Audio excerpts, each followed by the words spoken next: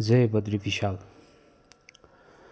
बद्री धामको दर्शन सँगसँगै यहाँ हाम्रो नेपालीहरू दाजुहरूको व्यथा तपाईहरुलाई हामी आउन लागेको त अब 2-4 वर्ष भयो। यहाँ हामीहरूको पुर्खाहरू आउन लागेको धेरै भइसक्यो होइन। अब त्यही बेलाबाट अब सबै कन्डेवालाहरू अब पहिल्यैबाटको मेहनत गर्ने अब पहिल्यैदेखि बुढाबाजेहरूदेखि लगेर अहिलेसम्म हाम्रो अवस्थासम्म हामीले यो कन्डीको काम यहाँ गरिराखेका छौँ। अब कसैले 1000 भन्छन्, कसैले 1500, कसैले 500 दिन्छन्, कसैले 300 पनि दिन्छन्। समय परिस्थिति अनुसार र आफूले आफ्नो मुखको पोलिसी अनुसार, किनभने यो त्यसरी कमाइने हो। 6 महिना मात्रै चल्छ यहाँ। 6 महिनापछि कोही घरतिर जान्छन्, कोही यतै अब तलतिर कसैको काम समातेर ठेकेदार समातेर जान्छन्। त्यसरी अब चलिरहेछ भनौँ। यदि हामी यहाँ आयौँ न भने, हामी भनेको हामीलाई, हामी आयौँ न भने श्रद्धालुहरूलाई, तीर्थयात्रीलाई कति गाह्रो पर्ला यहाँनिर? अब त्यो त अब अहिले हामीले सोचेर भएन नि, यहाँको बासिन्दाहरूले सोच्नु पर्यो, सबैले बुझ्नु पर्यो। अब तपाईँ हामीले सोचेर, हाम्रो देश होइन, हामी त यहाँ काम गर्नको लागि आएका छौँ, कसैको नौकर बन्नेका छौँ। आफ्नो देशमा भएपछि केही कुरा गरौँ र केही गरौँ भन्ने हुन्थ्यो। अब अर्काको देशमा हाम्रो त्यो केही हुन्न, हामीले केही भन्न सकिँदैन। किनभने यहाँ जति हुन्छ यात्रीहरूलाई त गाह्रो हुन्छ, हिँड्न नसक्नेहरू हुन्छन्, तिनीहरूको लागि सुविधा चाहियो। गाह्रो त सबैलाई हुन्छ नि। हामी नेपाली नभएको ठाउँ पनि कहीँ छैन इन्डियाको होइन। संसारको कुनै पनि कुना छुटेको छैन र जो फल्ने आलु छ त्यो पनि कहीँ छुट्दैन। हामी नेपाली र आलुको बीज भनेको हजारौँ ठाउँमा छ, एउटै छ होइन। कुनै देशको कुनामा जानु तपाईँ नेपालीलाई भेटाउनुहुन्छ। अब कोही कस्तो तरिकाले बसेका छन्, कोही कस्तो तरिकाले बसेका छन्। हामी यहाँ आएर चाहिँ हामीले गर्नुपर्ने कामहरूलाई चाहिँ हामीलाई के चाहिँ दिन्छ गर्न चाहिँ? हामीलाई गर्न सबै दिन्छ।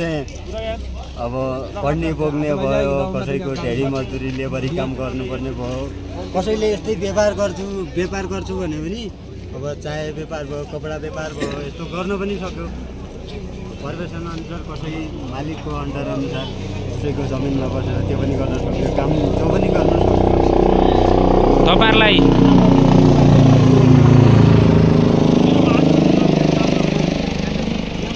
तपाईहरुलाई यहाँ आएर बस्ने व्यवस्थाहरू चाहिँ कस्तो हुन्छ? कसरी तपाईहरुले आफै जुटाउनुहुन्छ कि कसैको जमिनमा बस्नुहुन्छ या कसैले व्यवस्था गरिदिन्छ तपाईहरुलाई?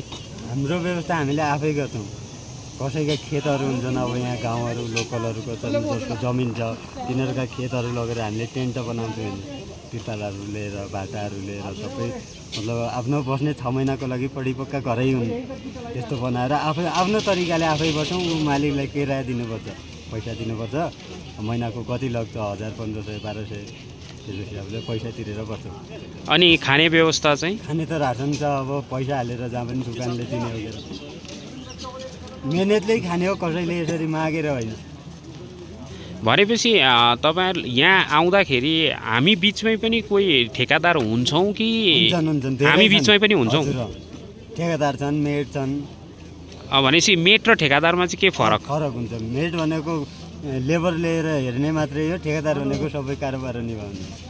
भनेपछि जो ठेकादारले तपाईहरुलाई ल्याउनुहुन्छ या जो पनि भनौँ होइन, उहाँ हुनुहुन्छ भनेपछि उहाँले यसरी जुन यो प्रमाणहरू बनाउनु पर्छ, यहाँको परिचय बनाउनु पर्ने हुन्छ, त्यो परिचयहरूको कुराहरू चाहिँ यहाँको जुन भनौँ न परिचय पत्र भनौँ जुन तपाईहरुले बनाउन खोज्नु हुँदैछ अहिले यहाँ परबाट होइन, त्यो चाहिँ उहाँहरूले व्यवस्था गरिदिनु हुँदैन? त्यो आफ्नो स्वयं हो। आफ्नो यो परिचय भनेको आफ्नो आधार कार्ड जस्तै हाम्रो नेपालको नागरिकता भयो, यहाँको आधार कार्ड हो। यिनी प्रमाणपत्रहरूको फोटोकपी यसले पुलिसले राख्नको यो अनुमानको लागि हो कि?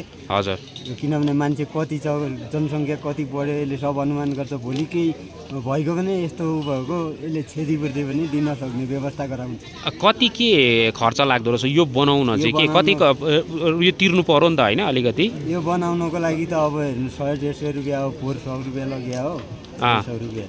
अब अहिले कति लाग्छ यो? अब अरू फाल्तु खर्च जो छ, फोटोकपी गराउने, फोटो खिच्ने, अनि यसको फर्महरू किन्ने, फर्महरू भर्ने, यो काम सबै आफ्नै हो। सबै आफूले गरेर त्यहाँ बुझाएर उसले मोहर हान्छ, छाप हानिदिन्छ, बस त्यही दिन्छ। आफ्नो नागरिकताबाट फोटोकपी निकाल्ने। भनेपछि हामी एउटा सिजनमा हामी कतिजना जस्तो आउँछौँ यहाँ? कति परिवार या कतिजना जस्तो आउँछौँ यहाँ? यहाँ त धेरै आउँछन् अब 2000 2500 3000 4000 एक ठाउँमा मात्रै यही बद्रीनाथ भनेपछि अब धेरै छन् जनसङ्ख्या नेपालको जनसङ्ख्या नेपालको 10,000 लगभग खालि बद्रीमै मात्रै खाली बद्रीमा मात्रै कति 10,000 पुग्छ है जनसङ्ख्या अनि यही बद्रीमै आएर अब निकै पुरानाहरू भनौँ न यहीँको बासिन्दा हुनुभएको पनि छन् हाम्रो नेपालीमा छन् पाएका छैनन् आफ्नो परिचय पत्र यहाँको बनाएर बस्नु भएको छ त्यस्तो चाहिँ छन् है भनिसकेपछि जस्तै अब तपाईँहरू जब आउनुहुन्छ आउँदाखेरि चाहिँ तल हरिद्वार ऋषिकेशबाट जसरी तीर्थयात्री आउँदा एउटा पास बनाउँछ त्यो तपाईँहरूले पनि बनाउनु पर्छ पर्दैन हामीले यही मात्रै हो यही मात्रै हो तल हामीले केही पर्दैन अब बोर्डरमा देखाउनु पर्छ आफ्नो आधार कार्ड नागरिकताहरू त्यहाँ बोर्डरमै मात्रै हो बोर्डर क्रस भइसकेपछि हामीलाई केही पर्छ त्यो एउटा हुन्छ नि क्या हो हामी बिचमा पनि चल्छ नि कमाउन जानको लागि जस्तै नेपालबाट विदेशको पट्टिबाट हेर्दाखेरि कतारभन्दा कुवेत अलिक राम्रो भन्ने कुरामा त्यही उदाहरणमा चाहिँ जस्तै भारतमा पनि त अब यो सिजन लाग्दा केदार भयो यहाँ भयो यमुनोत्री गङ्गोत्री अरू जग्गा भयो भनेपछि हामी बिचमा चाहिँ के गफ हुन्छ कि कहाँ चाहिँ अलिक राम्रो कमाइ हुन्छ भन्ने कुरामा चाहिँ त्यो त मेहनत अनुसार सबैभन्दा राम्रो कमाइ हुनेको केदारनाथ हो 22 किलोमिटर पैदल यात्रा छ गौरीकुण्डबाट गाडीहरू जाँदैन घोडा कन्डी पाल्कीहरू जान्छन् त्यहाँ हो कमाइ हुनेको मेहनत अनुसार हो अब यहाँ पनि कमाउने मान्छेले कमाउँछ दिनमा 10,000 15,000 6,000 12,000 नकमाउनेले 1 रुपियाँ पनि कमाउँदैन त्यो त आफ्नो भाग्य किस्मतको ख्याल हो भनेपछि जसले पनि हामी यहाँ परिवारै लिएर आउँछौँ नि जस्तै भाउजूहरू पनि आउनु भएको छ दिदीहरू पनि देखिँदैछ आमाहरू पनि देखिँदैछ है नानीहरू पनि छन् भनेपछि उहाँहरू आमा भाउजू दिदी बहिनीहरूले चाहिँ गर्ने के हो यहाँनिर काम गर्ने त्यसमा चाहिँ यस्तै दोकानका सामान यताउता के हो यो भन्दा पनि कोही त्यस्तो पनि गर्छन् अब कोही यस्तो आफ्नो ठेकादारसँग लागेर बिहारीहरू यहीँ छन् ठेकादार बनेका नेपालीहरू छन् यहीँका लोकलहरू ठेकादारहरू छन् तिनीहरू ठेकादारहरूलाई समातेर अनि तिनीहरूको काममा लाग्छन् तयारीमा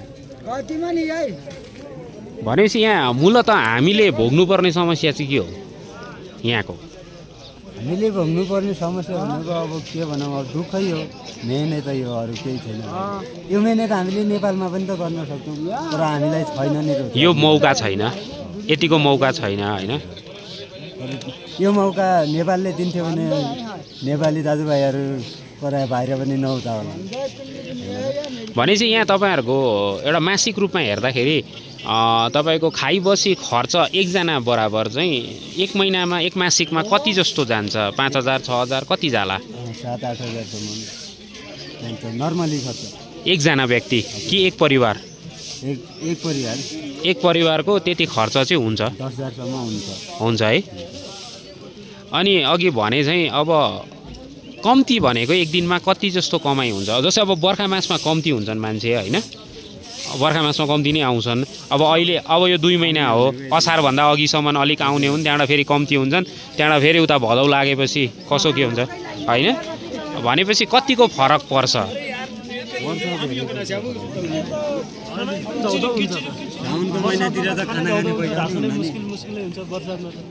बर्खा मासमा चाहिँ काम चल्दैन यात्री आउँदैन अहिले जो कमाएको त्यही खाना पर्छ भनेपछि अन्तिममा दसैँ तिहार पछि भनौँ न तिहार पछि घर फर्किँदाखेरि चाहिँ कति जसो साँचेर लान सकिँदो रहेछ त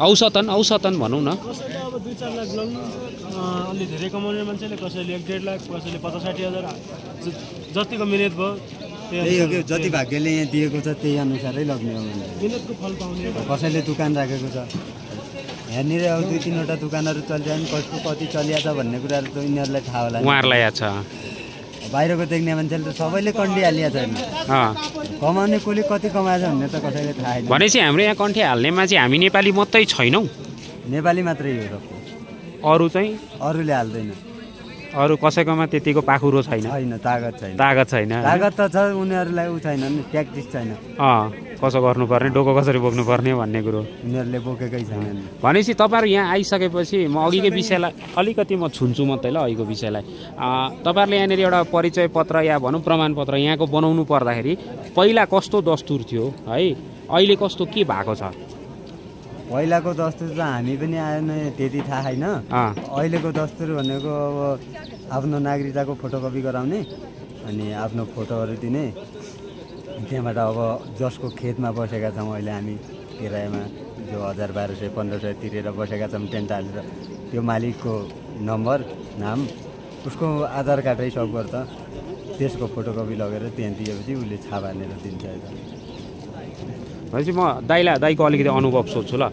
पहिला अहिलेको परेन है, पहिला चाहिँ कस्तो हुन्थ्यो यो परिचय बनाउँदा चाहिँ यहाँनिर तपाईँहरूले आएर भनौँ प्रमाण कि हामी यहाँ आएर काम गर्न थालेको हो, काम गर्न पाइयोस् भन्ने त हो होइन? त्यसमा चाहिँ के थियो पहिला चाहिँ? यसमा त पहिला कस्तो थियो भने सजिलो थियो पहिला चाहिँ, अहिलेको जस्तो खासै गाह्रो त थिएन। हजुर। अहिले यतिखेर चाहिँ आफै यो सबै बनाएर लेखेर फोटोकपी गरेर आफै गर्नुपर्ने भएको छ। पहिला चाहिँ हामी वहाँ गयो भने उसले आफै बनाइदिन्थ्यो सबै, आफैले यहाँको सरकारको चमुल जिल्लाको छाप लगाएर आफै दिन्थ्यो। अहिले चाहिँ अलिक गाह्रो छ, पहिला जस्तो छैन। भनेपछि प्रमाण चाहिँ पहिला पनि गराउनु पर्थ्यो, आफ्नो पहिचान पत्र चाहिँ पहिला पनि बनाउनु पर्थ्यो। अहिले चाहिँ भर्खर नियम अलिक बढाएको हो। यो पहिचान पत्र हाम्रो सेफ्टी पनि हो, कतै चोरी हुन्छ, कतै डकैती हुन्छ, यहाँको इन्डियन लोन गर्न सक्छ, अलियन गर्न सक्छ, तर घुमाएर नेपालीलाई नै भन्ने गरिन्छ नि त, बिगाएर नेपालीलाई नै जो होछ उसमाथि होच हुन्छ, सानो मान्छेलाई भन्ने त हो नि त। त्यो हाम्रो आफ्नो यो कागजपत्र रेडी भयो भने भोलि कसैले भन्न सक्दैन पर्दैछ ठाउँमा, त्यति मात्रै हो। होइन, अघि हिजो म यहीँबाट जाँदाखेरि एउटा कुरो सुने क्या, हाम्रा दाइहरू पनि हुनुहुन्थ्यो त्यहाँनिर। एउटा दोकानमा अलिकति पैसा बेसी चियाको पुलिसलाई नै अलिकति बेसी दिएको छ, 15 रुपियाँ लियो भनेर कम्प्लेन भएछ र पुलिसै आएको थियो क्या त्यहाँनिर। अनि त्यहाँदेखि तिमीहरूको कतिवटा प्रमाणिकता गरेका छैनौ, यीको मान्छे होइन, प्रमाणिकता गरेका छैनौ के हो, अनि कतिवटा यहाँनिर समस्या पोहोर पनि मैले यहाँ के भेटेको भन्दाखेरि चाहिँ त्यसले त्यो व्यक्तिले, यहाँको व्यक्तिले चाहिँ सिधै नै हो त नेपाली भनौँ क्या हो त नेपाली थाहा भनौँ होइन। त्यस्तो कति हुन्छ यहाँनिर? अघि तपाईँले भने जस्तो क्या दोष तपाईँहरूलाई आउने यस्तो हुन्छ नि। अब कतिपय नेपालीले गलत पनि गर्छ होला, कतिपय इन्डियाले पनि गर्छ होला, तर आउँछ नेपालीको नाममा। इन्डियन ढाकिन्छ जाला हाम्रो निकाल्छ, इन्डियाले कहिले केही गरिसकेको छ, हामीहरू नाम मात्रै निकाल्छ। ठिकै छ, तैपनि दुःख सुख भनौँ आफ्नो देशकै छेउ भनौँ है, माइती देश त भनिन्छ, भारतबाट उता माइती देश भनिन्छ होइन। त्यसमा त माइती देशबाट यता आएर है काम गर्दाखेरि अरूतिर जस्तो त्यति गाह्रो त छैन होला। अरू देश जस्तो त गाह्रो त छैन भए पनि, तर आफ्नो देश त आफ्नै देश हुन्छ। आफ्नो देशको माया त आफ्नै देश हो नि, त्यसो त जननी जन्मभूमि छ है, स्वर्गादपि गरिएस्। त्यसो भए हुन्छ, तपाईँहरूलाई धेरै धेरै धन्यवाद। जय बद्री विशाल। धन्यवाद।